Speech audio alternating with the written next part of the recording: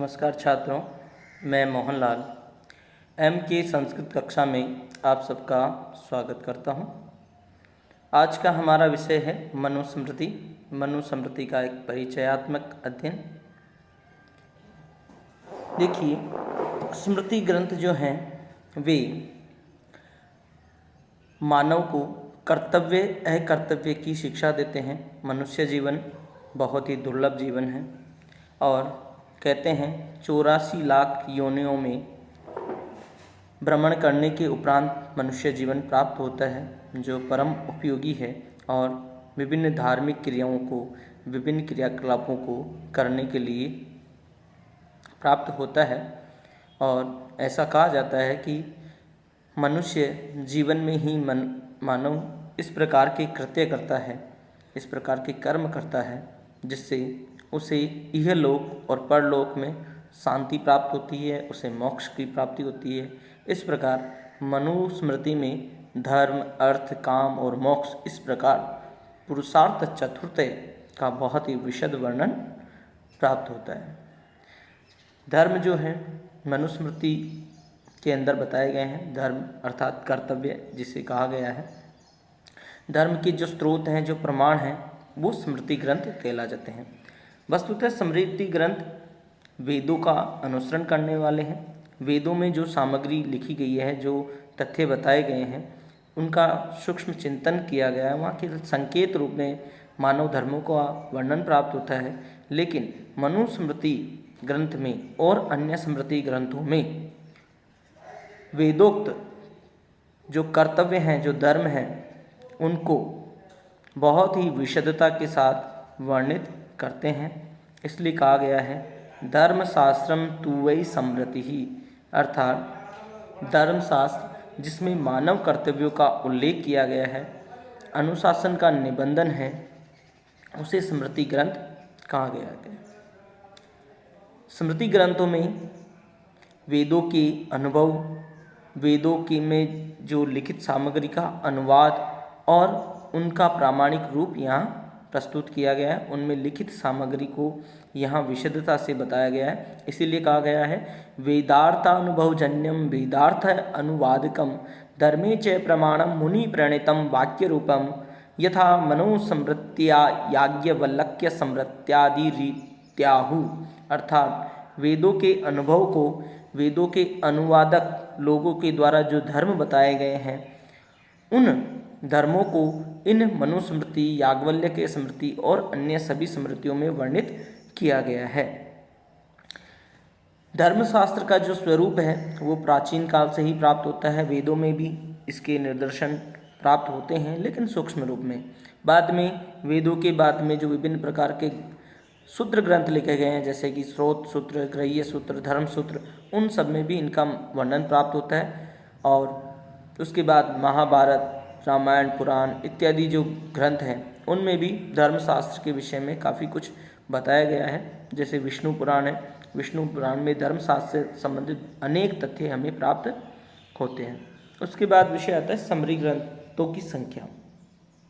भिन्न भिन्न विद्वानों में बहुत मतभेद है कि स्मृति ग्रंथ कितने हैं, लेकिन जैसे कि याज्ञवल्क्य स्मृति में लिखा गया कि 20 स्मृति ग्रंथ हैं। तंत्र वार्तिक के रचनाकार कुमारिल भट्ट बताते हैं कि कुल 18 स्मृति ग्रंथ हैं। कुछ 24 मानते हैं, कुछ 36 मानते हैं और कुछ जैसे वृद्ध गौतम स्मृति अनुसार 57 स्मृति ग्रंथ माने। भिन्न भिन्न संख्याओं में अगर इन सारे मतभेदों को जोड़ दिया जाए, एक कर दिया जाए, तो कुल स्मृति ग्रंथों की संख्या होती है 151। इस प्रकार मतभेद काफ़ी हैं, लेकिन मुख्यतः 18 स्मृति ग्रंथ माने जाते हैं। और अब हम आते हैं मनुस्मृति ग्रंथ पर।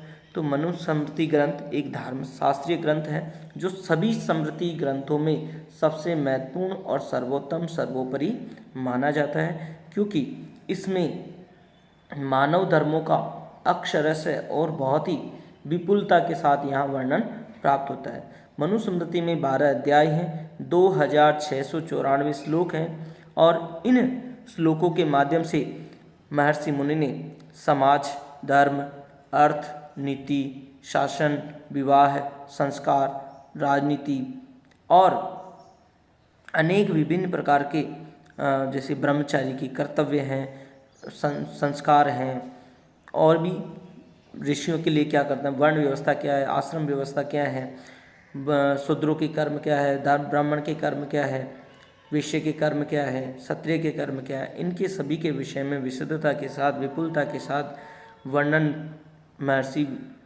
मनु के द्वारा किया गया है। महर्षि मनु कौन थे, वास्तव में कौन है महर्षि मनु? तो बताया गया है कि महर्षि मनु, ऐसा कहा जाता है कि सृष्टि का प्रलय और सृजन का कार्य चलता रहता है। जब हर वस्तु की कोई ना कोई आयु होती है, एक निश्चित अवधि तो होती है, उस अवधि के बाद वह पदार्थ समाप्त हो जाता है और विधाता के द्वारा उसका पुनः सृजन किया जाता है। तो ऐसा ही कुछ हमारे इस पृथ्वीलोक पर भी है। पृथ्वीलोक पर भी प्रलय और सृजन का कार्य चलता रहता है। तो ऐसा कहा जाता है कि जब इस सृष्टि पर, पृथ्वी पर प्रलय हुआ था और प्रलय के उपरांत जब पुनः सृष्टि क्रिया प्रारंभ हुई, तो सर्वप्रथम महर्षि मनु इस पृथ्वीलोक पर थे और उन्हीं के द्वारा सभी मानवलोक की सृष्टि हुई है। इसलिए मनु से उत्पन्न स्थान को मानव कहा गया है और हमें मानव जाति कहा गया है। महर्षि मनु ने ही मनुष्य के कर्तव्य अकर्तव्यों आदि का परिचय देने के लिए महर्षि मनुस्मृति की रचना की गई थी। महर्षि मनु वही हैं जिन्हें महाभारत में प्राचेतस मनु या स्वयंभू मनु कहा गया है। मनुस्मृति का ज्ञान सर्वप्रथम महर्षि मनु को ब्रह्मा जी के द्वारा दिया गया और महर्षि मनु ने इसे 24 प्रकरण, 1080 अध्याय और 1000 श्लोकों में निबद्ध करते हुए महर्षि मनु ने इसे नारद जी को पढ़ाया। तो ये देखिए यहाँ पे 24 प्रकरण, 1080 अध्याय, 1000 श्लोक थे जिसे महर्षि मनु जी ने नारद को पढ़ाया। इसके उपरांत नारद जी ने इसे 12000 श्लोकों में संक्षिप्त करके मार्कंडेय ऋषि को प्रदान किया और मार्कंडेय ऋषि ने और इसे संक्षिप्त करते हुए 8000 श्लोकों में इसे निबद्ध किया और सुमति भार्गव ऋषि को उन्होंने मनुस्मृति का ज्ञान प्रदान किया। सुमति भार्गव ऋषि ने पुनः इसे 4000 श्लोकों में निबद्ध किया और इसे अन्य ऋषियों को पढ़ाया और परंपरागत रूप में उन्हीं 4 श्लोकों को पढ़ते हुए वर्तमान का यह मनुस्मृति का रूप हमें उपलब्ध होता है। इसमें भी अन्य ऋषियों ने कुछ श्लोकों को हटा दिया था या पहले जो परंपरा थी गुरुकुल अध्ययन की परंपरा, वहाँ पर ज्ञान को लिपिबद्ध नहीं किया जाकर श्रवण परंपरा के द्वारा ज्ञान वितरित किया जाता था। अतः गुरु बालकों को अध्याय पढ़ाते थे, पाठ पढ़वाते थे और छात्र उन्हें कंठस्थ कर लिया करते थे। इसी कंठस्थीकरण की प्रक्रिया के द्वारा अध्ययन अध्यापन का कार्य किया जाता था। तो उसमें कुछ श्लोक छूट गए या कुछ लगा कि ये इतने महत्वपूर्ण नहीं है, उनको बाद में त्याग दिया गया और इस प्रकार यह 2694 वाला श्लोक का यह मनुस्मृति ग्रंथ हमारे प्रत्यक्षीकृत हुआ। अब बात करते हैं टीका ग्रंथ की। देखिए पहले ही बता दिया गया है कि मनुस्मृति एक बहुत ही उत्कृष्ट श्रेष्ठनी का धर्मशास्त्रीय ग्रंथ है और न केवल भारत में अपितु विदेशी लोगों ने भी मनुस्मृति का अध्ययन किया और इसके ऊपर बहुत सारे टीका ग्रंथ लिखे। लेकिन जो मुख्य जो टीका ग्रंथ लिखे गए वो हैं मेधातिथि कृत भाष्य। इन्होंने मनुस्मृति भाष्य लिखा और यह सबसे अधिक प्रामाणिक भाष्य माना जाता है। मनुस्मृति पर लिखी गई सर्वाधिक प्रसिद्ध टीका इन्हीं के द्वारा प्राप्त होती है, मेधातिथि कृत मनुस्मृति भाष्य। उसके अलावा कुल्लुक भट्ट ऋषि द्वारा मनवर्त मुक्तावली नामक टीका लिखी गई। नारायण ऋषि द्वारा मनवर्त विवृति, राघवानंद जी के द्वारा मनवर्त चंद्रिका और नंदत जी के द्वारा नंदिनी टीका लिखी गई। इसी प्रकार गोविंदराज ने मनवा शयान सारिणी टीका लिखी गई। मनुस्मृति का रचना काल, देखिए भारतीय जो संस्कृत के जो ग्रंथ हैं उनकी एक विशेषता कहो चाहे कमी कहो, लेकिन ये है कि लोग अपने काव्य ग्रंथ की को काल सीमा में नहीं बांधते थे। वो अपने विषय में कोई व्याख्यान या कोई उपलब्धि नहीं गिनाते थे, अपने विषय में कुछ ज़्यादा परिचय संस्कृत के कवि नहीं लिखते थे और अपने विषय में वो कुछ उल्लेख न करने के कारण उनके समय का भी ज्ञान नहीं हो पाता था। अतः मनुस्मृति के विषय में भी कुछ ऐसा ही है। अभी भी बहुत सारे लोगों के मन में मतभेद है कि मनुस्मृति की रचना कब हुई थी। कुछ लोग इसे बहुत ही प्राचीन वेदों के समय का मानते हैं, कुछ लोग इन्हें बहुत ही नवीन मानते हैं। लेकिन जो प्रचलित मत है उनके विषय में हम देखते हैं कि मनुस्मृति के विषय में सबसे प्राचीन जो टीका प्राप्त होती है मेधातिथि द्वारा लिखी गई मनुस्मृति भाष्य, और मेधातिथि का समय माना जाता है 900 ईस्वी। इसलिए हम ऐसा अनुमान करते हैं कि 900 ईस्वी के लगभग मेधातिथि द्वारा मनुस्मृति भाष्य लिखा गया। अतः मनुस्मृति की रचना भी 900 ईस्वी पूर्व ही रही होगी, 900 ईस्वी रही होगी या इससे कुछ 100-200 वर्ष पहले। शंकराचार्य जी द्वारा ब्रह्मसूत्र भाष्य में मनुस्मृति के बहुत सारे तथ्यों का उल्लेख किया गया और शंकराचार्य जी का समय था 788 ईस्वी से 820 ईस्वी के मध्य। अतः इससे भी लगभग 100-200 वर्ष पूर्व मनुस्मृति की रचना हुई होगी। मनुस्मृति में यमन, कंबोज, शक, पहलव, चीन इत्यादि स्थानों का वर्णन। इसका तात्पर्य है कि मनुस्मृति के रचयिता को इन देशों का ज्ञान था, और जबकि मनुस्मृति के द्वितीय अध्याय में, प्रथम अध्याय में भी हम आर्यावर्त, ब्रह्मवर्त इत्यादि स्थानों का वर्णन हम प्राप्त करते हैं, देखते हैं, और ऐसा लगता है कि यह इन सब का ज्ञान होने से ऐसा लगता है कि मनुस्मृति की रचना ईस्वी पूर्व तृतीय शताब्दी में रही होगी। लेकिन निष्कर्ष यह निकलता है, कुछ बाह्य और आंतरिक प्रमाणों की ओर अनेक प्रमाण प्राप्त होते हैं, उन सबको यहाँ पर संक्षिप्त रूप में मैंने उल्लेख किया है, लेकिन अनेक प्रमाण प्राप्त होते हैं जो मनुस्मृति की वास्तविक स्थिति को बताते हैं। अनुमानतः यही कहा जाता है कि मनुस्मृति का रचना काल ईस्वी पूर्व द्वितीय शताब्दी से ईस्वी पश्चात द्वितीय शताब्दी के मध्य रहा होगा। अब जैसा कि हम पढ़ चुके हैं कि मनुस्मृति स्मृति ग्रंथों में सर्वोपरि है, सर्वश्रेष्ठ स्थान है, और इसमें मानव कर्तव्य और अकर्तव्यों का उल्लेख किया गया है। तो मनुस्मृति में 12 अध्याय हैं और 12 अध्यायों में क्या क्या वर्णन किया गया उन सब का हम संक्षिप्त नीचे जानकारी प्राप्त करते हैं। तो इसमें देखिए षष्ठी की उत्पत्ति के विषय में, संस्कार के विषय में, नित्य कर्म में, नैमित्तिक कर्म, आश्रम धर्म, वर्ण धर्म, राजधर्म, प्रायश्चित इत्यादि विषयों में वर्णन है। ब्रह्मचारी के कर्तव्य का उदाहरण, भोजन संबंधी नियम है। संस्कारों में जो उपनयन संस्कार सबसे महत्वपूर्ण माना जाता है, उस उपनयन संस्कार को किस प्रकार किया जाता है, उसकी क्या योग्यता है, किस प्रकार दंड इत्यादि धारण किए जाते हैं, इन सब का वर्णन भी हमें प्राप्त होता है। तो हम अध्याय अनुसार इसमें वर्णित सामग्री का संक्षिप्त अवलोकन करते हैं।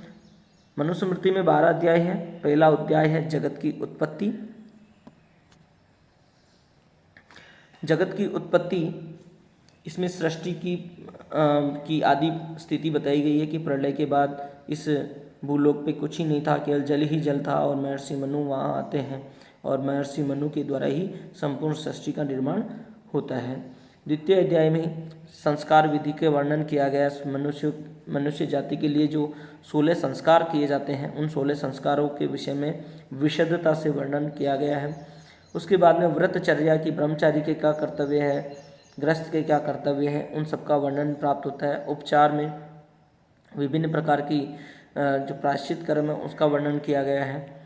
तीसरा जो अध्याय है उसमें स्नान, दारादिगमन, विवाह लक्षण, महायज्ञ और श्राद्ध कल्प इत्यादि विषयों का वर्णन किया गया है। चतुर्थ अध्याय में वृत्ति लक्षण, स्नातक व्रत। पंचम अध्याय में भक्ष्य अभक्ष्य, क्या खाना है योग्य, क्या खाना नहीं है, भोजन संबंधी नियमों का वर्णन है। शौच, पवित्रता के विषय में, अशुद्धि निवारण के विषय में, स्त्रियों के क्या कर्म है, ऐसे विषय स्त्री धर्म में वर्णित किए गए हैं।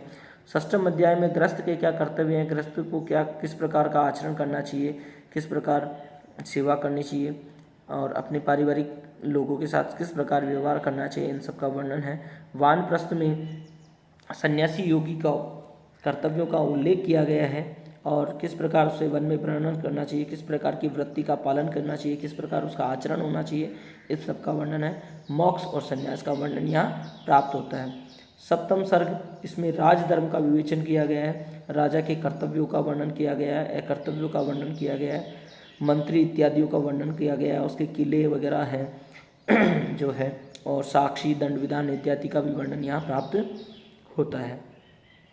अष्टम अध्याय में कार्य विनिर्णय और साक्षी प्रश्न विधान, इसमें न्यायिक प्रणाली का न्याय शास्त्र का वर्णन यहाँ प्राप्त होता है। नवम अध्याय में स्त्री पुंस धर्म, स्त्रियों और पुरुषों की क्या कर्तव्य हैं, विभिन्न प्रकार के राजाओं के पास जो विभाग होते हैं उनका वर्णन किया गया है। दूत, जुए इत्यादि का, कंटक शोधन का, वेश्य और शूद्र उपचार, वेश्य के साथ शूद्र के साथ किस प्रकार व्यवहार किया जाता है, उनके द्वारा जो अपराध किए जाते हैं उनका समापन कैसा किया जाता है, इन सब का वर्णन है। दसम अध्याय में संकीर्ण जाति और आपद धर्म का वर्णन है और 11वें अध्याय में मनुष्य द्वारा जाने अनजाने जो विभिन्न प्रकार के पाप हो जाते हैं उन सब का प्रायश्चित का वर्णन किया गया है। अंतिम और 12वें अध्याय में संसार की गति, कर्म गुण दोष, देश जाति कुल धर्म और निःश्रेयस, इन सब का वर्णन प्राप्त होता है। इस प्रकार मनुस्मृति धर्मशास्त्र का सर्वश्रेष्ठ ग्रंथ माना जाता है। महर्षि मनु ने इसे लिखा है। 12 अध्याय 2694 श्लोक हैं और इसमें मानव धर्म के कर्तव्यों का अकर्तव्यों का विशदता से वर्णन है। आशा करता हूँ आपको वीडियो अच्छा लगा होगा। अग्रिम वीडियो में और अधिक गहनता से मनुस्मृति का के द्वितीय अध्याय का हम अध्ययन करेंगे। साथ ही आप सबसे आग्रह है कि चैनल को सब्सक्राइब करें, लाइक करें, शेयर करें ताकि ज़्यादा से ज़्यादा लोग हमसे जुड़ सकें और संस्कृत के विषय में कुछ ज्ञान प्राप्त कर सकें। इसी के साथ धन्यवाद।